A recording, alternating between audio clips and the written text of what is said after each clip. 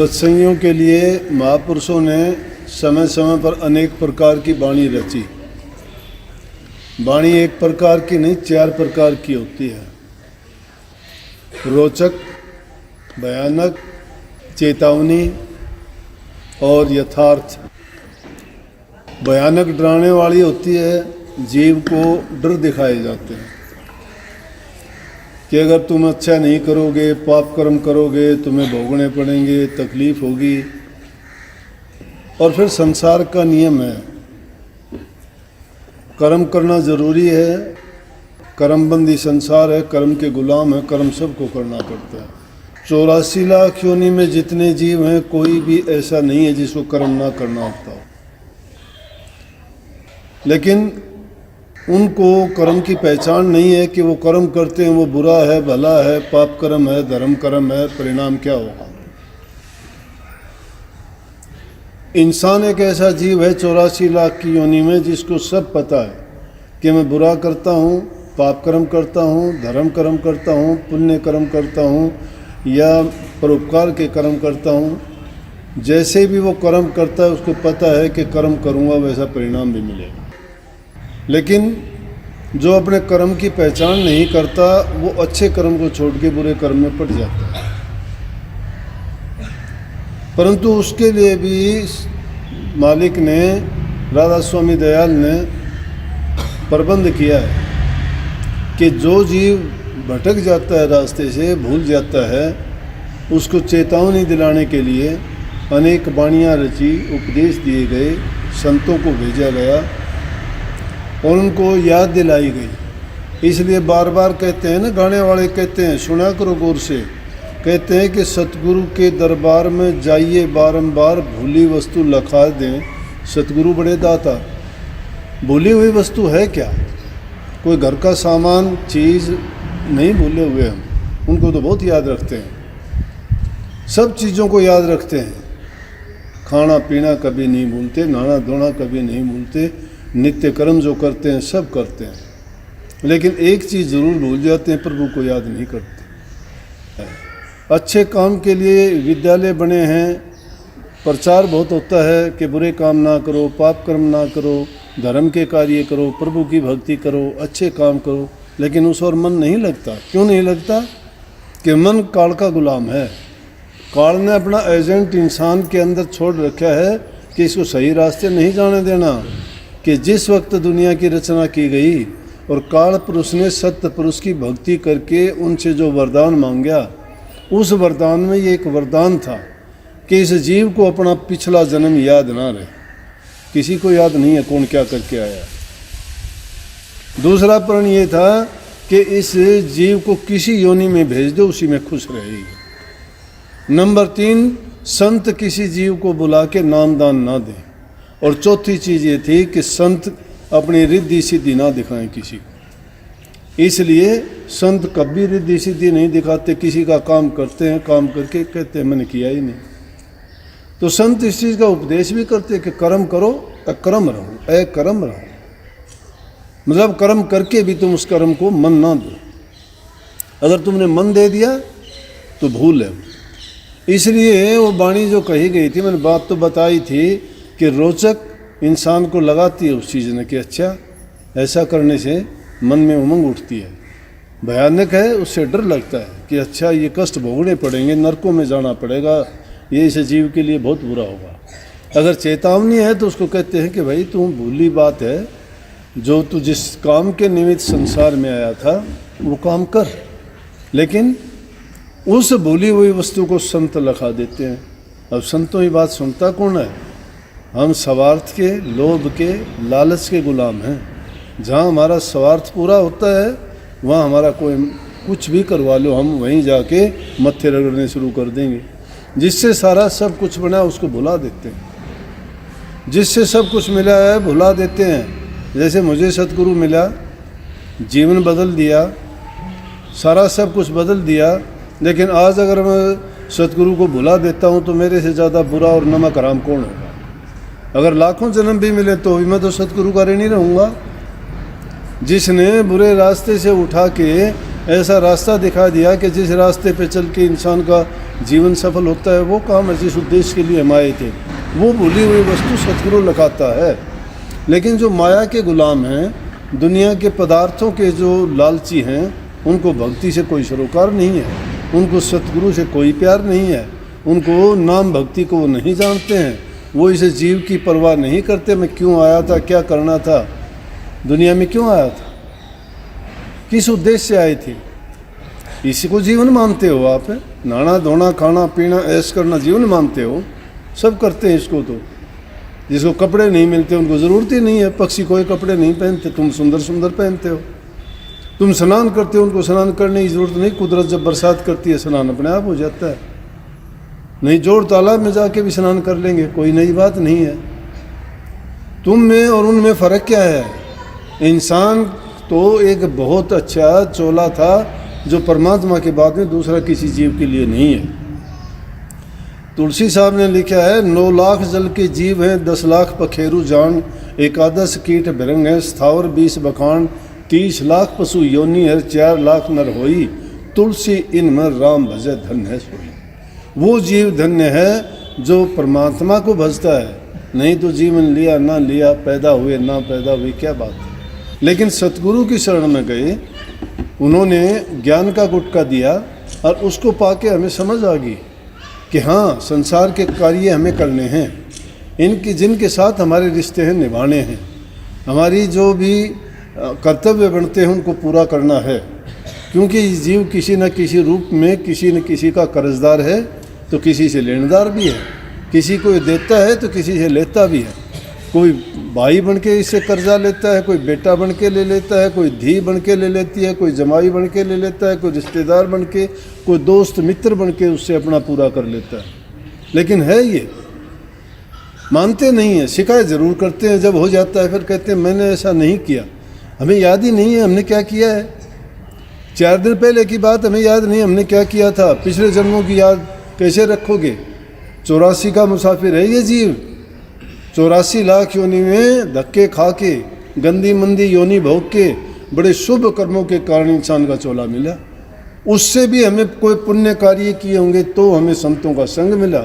उससे भी लाखों करोड़ों और अच्छे काम किए होंगे तो हमें उनसे उपदेश नाम की दीक्षा मिली कि जिस पर चल के उसको अपना के हम अपने जीवन को सार्थक कर सकते हैं। नहीं करते। इसलिए कहिए कि सतगुरु बंधन काटन आए। सतगुरु उसको कहते सत का ज्ञान दे दे, सत का भेद दे दे। गुरु तो अनेक मिलेंगे संसार में। जो सत का भेद देने वाला शब्द भेदी गुरु होना चाहिए। जब तक शब्द भेदी गुरु नहीं मिलता तो समझो कि जीव का आकाश हो जाता है। जिंदा गुरु के सामने तुम जाके पूछ लेंगे, जहाँ कहीं भी कोई रुकावट आई, कोई बात समझ नहीं आई या कोई भी हमारे मन में शंका हुई, उसका समाधान के लिए जिंदा गुरु जरूरी है। स्वामी जी महाराज ने इसे कही कि जिंदा गुरु खोज तेरे भले की कहूँ, कि तेरे भले की बात यह है कि हाजिर गुरु को देख, वक्त के गुरु को देख, वक्त का गुरु तुझे बताएगा। अब अगर हम सतयुगी बात करें, सतयुग में जो परमात्मा की भक्ति का तरीका था वो आज के युग में इंसान नहीं कर सकता। त्रेता युग की बात करें, नहीं कर सकता। क्यों? सतयुग में तो इंसान की बहुत लंबी उम्र थी। 90 हज़ार वर्ष तक तप करने वाले ऋषियों के रिकॉर्ड अपने पास हैं।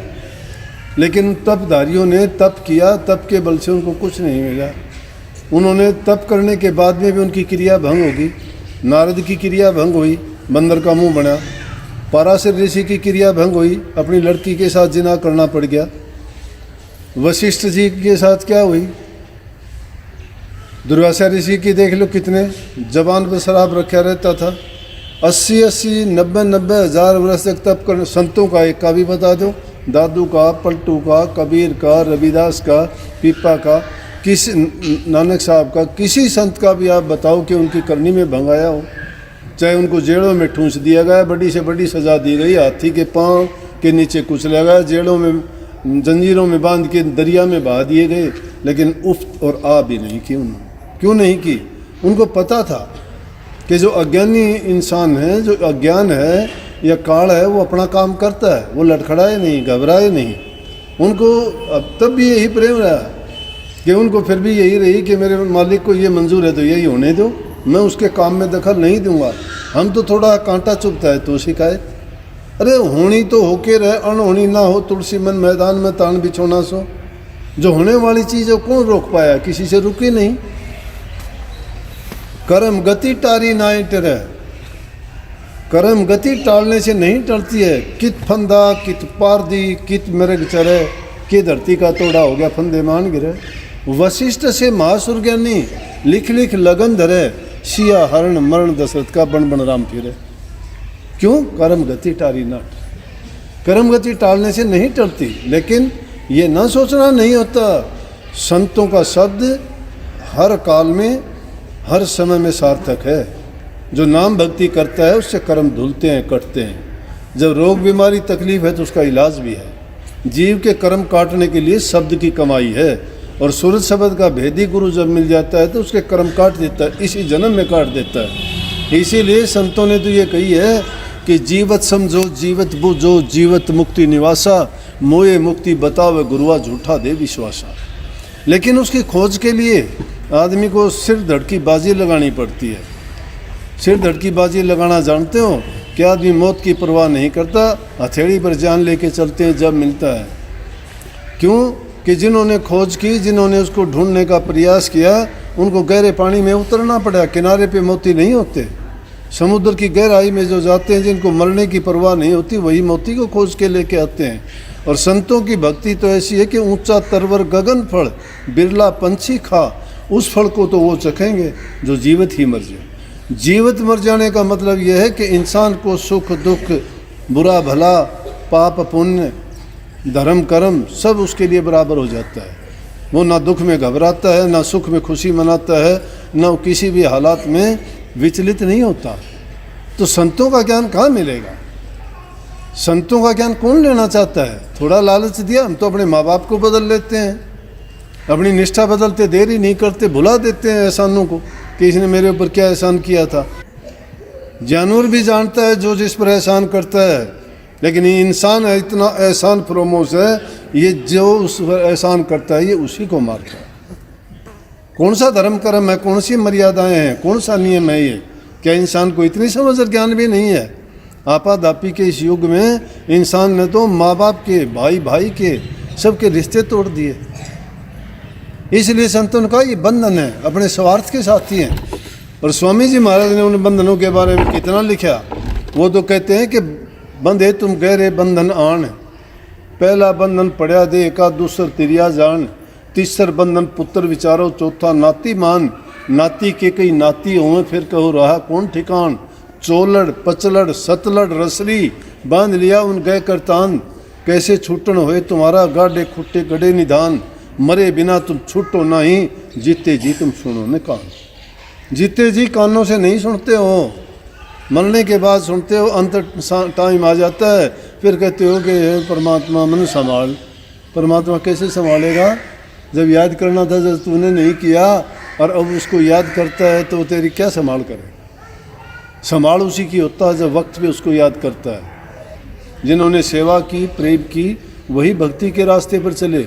जो सेवा प्रेम को नहीं जानता भक्ति नहीं कर सकता।